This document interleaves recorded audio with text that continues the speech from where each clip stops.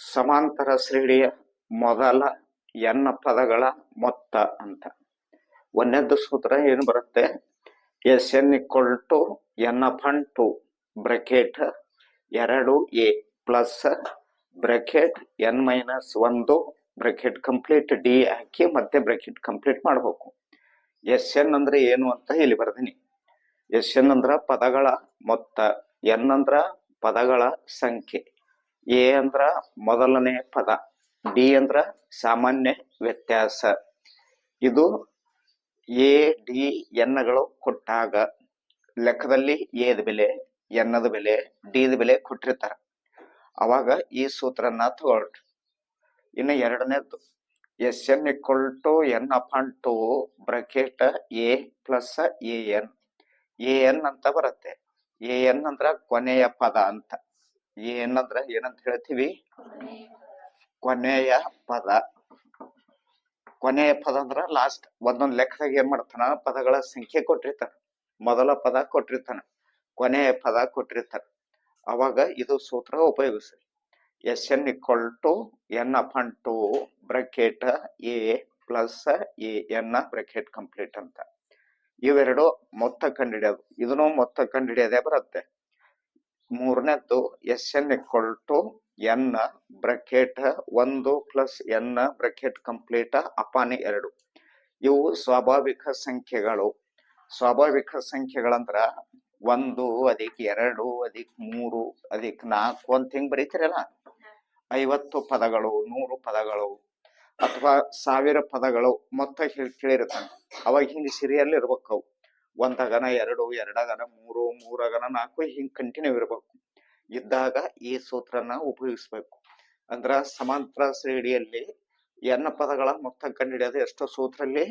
3. ಒಂದು S N equal to N upon two bracket 2a plus bracket N minus 1 bracket complete D ಒಂದನೇದ್ದು.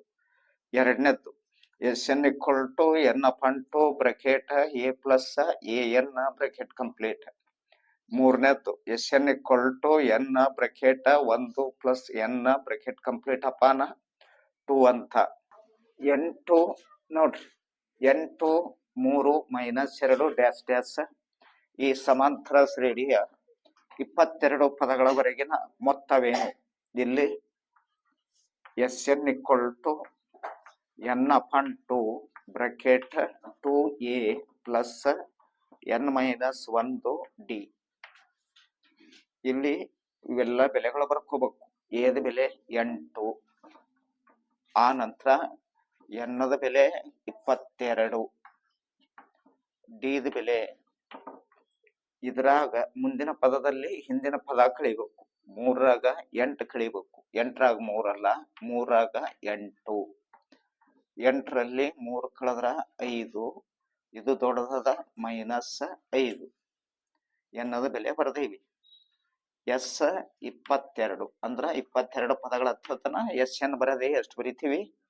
22 ಅಂದ್ರ ಎಷ್ಟು ಪದ ಕೊಟ್ಟಿರ್ತಾರ ಅಷ್ಟು ಬರೀತೀವಿ. ಇಲ್ಲಿ ಎಸ್ 22, ಎನ್ನದ ಬೆಲೆ 22,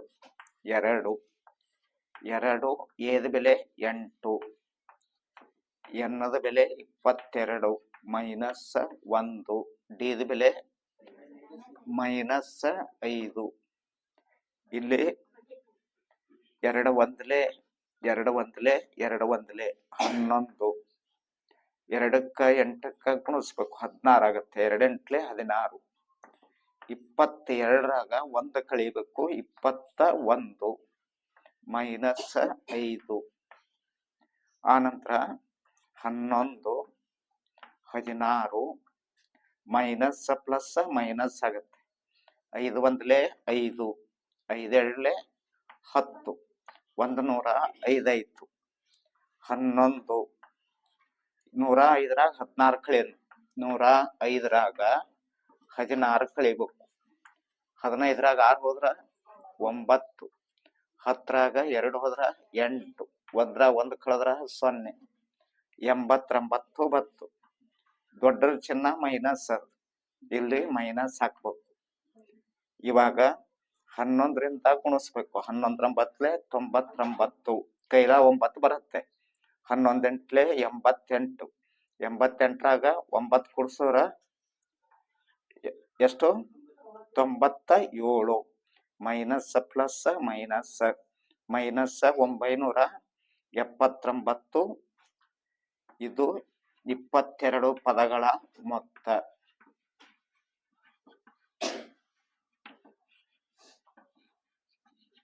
ಅಂತ 12 ಏನ್ ಕೊಟ್ರು ಅಂದ್ರ ಒಂದು ಸಮಾಂತರ ಶ್ರೇಣಿಯ ಮೊದಲ 14 ಪದಗಳ ಮೊತ್ತ 1050 ಅಂತ ಕೊಟ್ರು.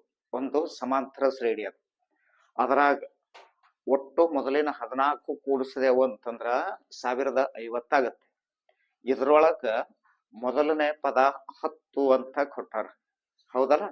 ಹಾಗಾದ್ರೆ 20ನೇ ಪದ ಕಂಡುಹಿಡ್ರಿ ಅಂತ ಹೇಳ್ಯಾರ. 20 ಪದಗಳ ಮೊತ್ತ ಅಲ್ಲಿದು. 20ನೇ ಪದ ಕಂಡುಹಿಡಿಬೇಕು ಅಂದ್ರ ನಮಗೆ ಇಲ್ಲಿ ಏನ್ ಬೇಕು ಅಂತಂದ್ರ 20ನೇ ಪದ ಬೇಕು ಅಂದ್ರ ಎ ಪ್ಲಸ್ ಡಿ ಬೇಕಲ್ಲ. 20ನೇ ಪದ ಅಂತ ಬರೀತೀರಿ, A20 ಅಂತ ಬರೀತೀರಿ. A20 ತಗೊಂಡಾಗ ಎ ಪ್ಲಸ್ 19 ಡಿ ಅಂತ ಬರೀತೀರಿ. ಎ ಕೊಟ್ಟಾರ ಇಲ್ಲಿ ಮೊದಲನೇ ಪದ 10, ಡಿ ಅದ ನೋಡ್ರಿ ಇದ್ರಾಗ ಇಲ್ಲ. ಈ ಲೆಕ್ಕದಾಗ ಡಿ ಇಲ್ಲ. ಡಿ ಕಂಡು ಹಿಡಿದ್ರಿ ಅಂದ್ರ ಈ ಲೆಕ್ಕ ಇದು ಬಿಡಿಸ್ಲಿಕ್ ಬರುತ್ತೆ. ಡಿ ಕಂಡು ಹಿಡಿತಾನ, ಇದು ಬಿಡಿಸ್ಲಿಕ್ ಆಗಲ್ಲ ಇದು. ಅದಕ್ಕೆ ನಾವೇನ್ ಮಾಡ್ಬೇಕು? ಮೊದಲ ಡಿ ಅನ್ನ ಕಂಡುಹಿಡಿಬೇಕು. ಡಿ ಹೆಂಗ್ ಕಂಡುಹಿಡಿಬೇಕು ನೋಡ್ಕೊಳ್ಳೋಣ. ಇಲ್ಲಿ ಸಮಾಂತರ ಶ್ರೇಣಿಯ ಮೊದಲ 14 ಪದಗಳ ಮೊತ್ತ ಅಂತ S14 ಎಷ್ಟು ಅಂದ್ರ 1050 ಅಂತ ಕೊಟ್ರು. ಎ ಮೊದಲ ಪದ, ಇದ್ರಾಗ ಮೊದಲ ಪದ ಕೊಟ್ರು ನೋಡ್ರಿ, ಅದರ ಮೊದಲನೇ ಪದ 10 ಅಂತ ಕೊಟ್ಟಾರ, ಹೌದಿಲ್ಲ? ಡಿ ಅಂದ್ರ ಇಲ್ಲ, ಇದು ಕಂಡುಹಿಡಿಬೇಕು. ಡಿ ಎನ್ ಅಂತದ. ಎನ್ ಅಂದ್ರ ಇಲ್ಲಿ ಇದ್ದಿದ್ದೆ ಎನ್, 14 ಪದಗಳು. ಇಷ್ಟು ರೆಡಿ ಮಾಡ್ಕೋಬೇಕು ನಾವು ಮೊದಲು. S14 ಪದಗಳ ಮೊತ್ತ 1050. ಅದರ ಮೊದಲನೇ ಪದ 10, ಡಿ ಕೊಟ್ಟಿಲ್ಲ, ಎನ್ 14 ಅಂತ ಸೂತ್ರ ಬರ್ಕೋಬೇಕು. ಇಲ್ಲಿ Sn = n/2, 2a plus n minus 1d ಅಂತ ಬರೀಬೇಕು. ಇವಾಗ ಕ್ರಮಾನುಸಾರವಾಗಿ ಈ ಬೆಲೆಗಳು ಇದ್ರಾಗ ತುಂಬಬೇಕು. Sn ಅದಂದ್ರ S14 ಅಂತ, S14 ಅಂತ ಬರೆಯೋಣ ಇದೊಂದ್ಸಲ. ಎನ್ನದ ಬೆಲೆ ಎಷ್ಟದ? 14 ಅಪಾನ 2. ಏದ ಬೆಲೆ ಕೊಟ್ಟಾರ. ಏದ ಬೆಲೆ ಏನ್ ಮಾಡ್ಯಾರ? ಕೊಟ್ಟಾರ ಅವ್ರು. ಎಷ್ಟು ಅಂದ್ರ 10 ಅಂತ ಕೊಟ್ಟಾರ. ಪ್ಲಸ್ ಎನ್ನದ ಬೆಲೆ 14, ಎನ್ ಇದ್ದಲ್ಲೆಲ್ಲ 14 ಮೈನಸ್ 1. ಡಿದ ಬೆಲೆ ಇದ್ರಾಗಿಲ್ಲ ಅಂದ್ರ ಡಿನೇ ಬರಿಬೇಕು. ಇಷ್ಟು S14 ಅಂತ ಕೊಟ್ಟಾರ ನಿಮಗ. S14 ಇದ್ರ 1050 ಬರಿಬೇಕು. 1050 ಇದರ ಜಾಗದಾಗ ಇಲ್ಲಿ 2ರಿಂದ 14 ಕಡೆ ತುಡಿಬೇಕು. 2 ಒಂದಲೆ 2 7ಲೆ 7 ಬ್ರಾಕೆಟ್ ಹಾಕ್ಬೇಕು. ಇವೆರಡು ಗುಣಿಸೋದು 20 ಅಂತ ಆಯ್ತು. 2 10ಲೆ 20. 14ರಾಗ 1 ಕಳಿಬೇಕು, 13. ಆನಂತರ ಡಿ ಇಲ್ಲ. ತದನಂತರ 1050 = 7, 20. 13ಕ್ಕ ಡಿ ಕ ಗುಣಿಸೋದು 13d 13d ಆಗತ್ತೆ. 13 × ಡಿ ಗುಣಿಸೋರ 13d ಅಂತ ಬಂತು.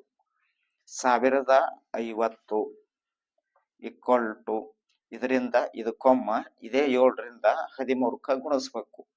7 ಪೂಜ್ಲೆ ಪೂಜಿ, 7 × 0 0 ಬರುತ್ತೆ. 7 2ಲೆ 14 ಪ್ಲಸ್ 7 3ಲೆ 21, ಕೈಲ 2 ಬರುತ್ತೆ. 7 1ಲೆ 7 2 9. ಇದು ಡಿ. ಈ ಪದ ಈ ಕಡೆ ಸರಿಸ್ಬೇಕು. 1050 ಇದು ಈಚೆ ಕಡೆ ಬರತ್ನಾಗ ಮೈನಸ್ 140 = 91d ಅಂತ ಬಂತು. ಇದ್ರಾಗ ಇದು ಕಳಿಬೇಕು. ಇಲ್ಲಿ ತೋರಿಸ್ತಾ ನೋಡ್ರಿ. 1050ರಾಗ 140 ಕಳಿಬೇಕು. 0, 4 5ರಾಗ 4 ಕಳೆದ್ರ 1, 10ರಾಗ 1 ಹೋದ್ರ 9, 1ರ 1 ಕಳೆದ್ರ 0, 910 ಬತ್ತು. 910 ಇಲ್ಲಿ 91 ಡಿ ಅಂತ ಇಷ್ಟು ಆದ ಬಳಕ ಮುಂದೆ ಏನ್ ಮಾಡ್ಬೇಕು ನಾವು ಅಂತಂದ್ರ ಇಲ್ಲಿ ಡಿ ದಿಂದ ಇದಕ್ಕ ಭಾಗಿಸ್ಬೇಕು. ಡಿ ಅಂದ್ರ ಎಷ್ಟು ಬರುತ್ತೆ? 910 ಅದು 910ಕ್ಕ ಈ 91ರಿಂದ ಭಾಗಿಸ್ಬೇಕು. 91 ಒಂದ್ಲೆ 91 ಒಂದ್ಲೆ ಇದೊಂದು 0 ಉಳಿತಾರ, ಇದೊಂದು 0 ಇಲ್ಲಿ. ಡಿ ದ ಬೆಲೆ ಎಷ್ಟು ಬಂತು? 10 ಅಂತ ಬಂತು. ಇವಾಗ ಮುಂದೆ ಲೆಕ್ಕ ಮುಗುದಿಲ್ಲ, ಮುಂದೆ ಲೆಕ್ಕದಿನ ಏನಂತ ಕೇಳ್ತಾರಲ್ಲಿ ಅಂದ್ರ 20ನೇ ಪದ ಎಷ್ಟು ಅಂತ ಕೇಳ್ಯಾರ. 20ನೇ ಪದ ಅಂತಂದ್ರ ಎ 20 ಅಂತ ಬರೀಬೇಕು. ಎ 20 ಅಂತ ಬರದ್ರಿ ಅಂದ್ರ ಎ ಪ್ಲಸ್ 19 ಡಿ. ಎ ಅಂದ್ರ ಇಲ್ಲಿ ಕೊಟ್ಟಿರ್ತಾರ, ಇಲ್ಲಿ ಲೆಕ್ಕದಾಗ ಕೊಟ್ರ ನೋಡ್ರಿ 10 ಅಂತ. ಆ ನಂತರ 19 ಡಿ ನ ಈಗ ನೀವು ಕಂಡು ಹಿಡಿದ್ರಿ 10. ಡಿ ದ ಬೆಲೆನು 10 ಬತ್ತು. ಇವಾಗ 10 ಇದು ಇದು ಗುಣಿಸೋದು. 19 0 0 19 ಒಂದಲೆ 19. 190ರಾಗ 10 ಕೂಡಿಸಿದ್ರ 200. 20ನೇ ಪದ 200 ಆಗಿದೆ ಅಂತ ಬರೀಬೇಕು.